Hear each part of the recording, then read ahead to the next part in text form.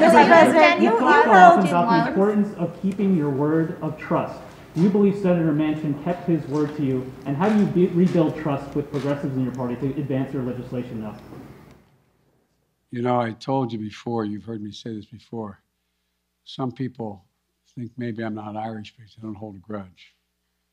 Look, I want to get things done. I still think there's a possibility of getting Build Back Better done.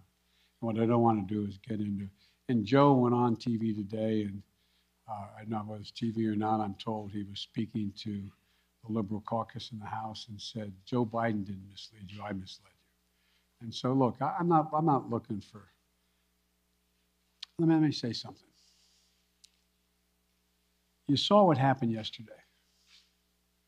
All the talk about how my Build Back Better plan was going to increase inflation, going to cause these debts and all the like.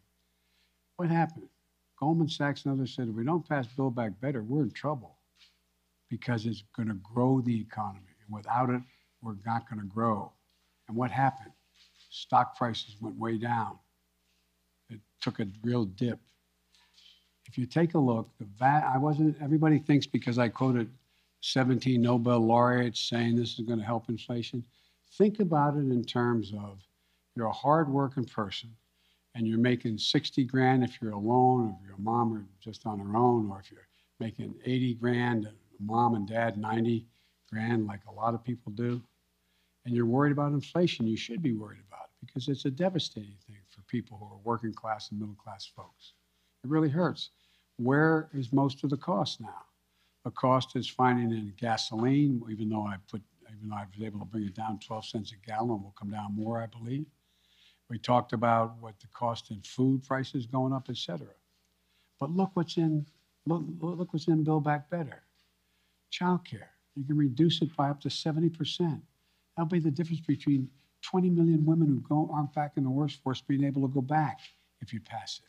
We're talking about health care, insulin. In a situation, we got 200,000 kids with type 1 diabetes. You know what it's costing? It cost somewhere between 10 cents and $10 to come up with the formula, okay, a while ago, right? You know what it's costing on average? $560, $640 a month, up to $1,000 a month.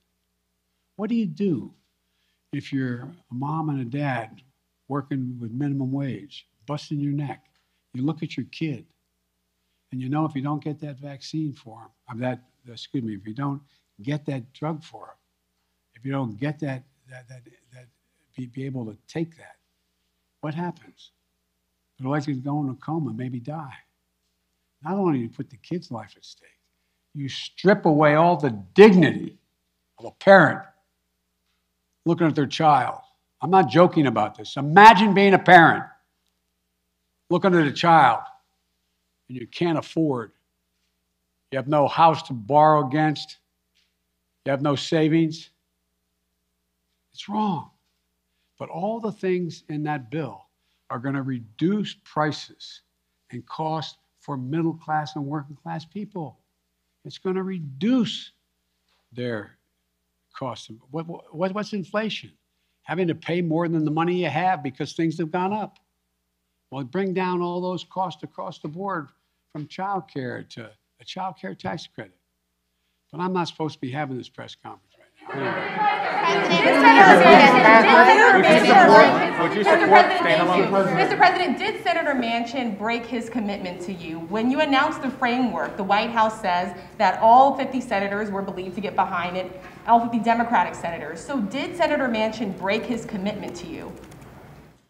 Senator Manchin and I are going to get something done. Thank you.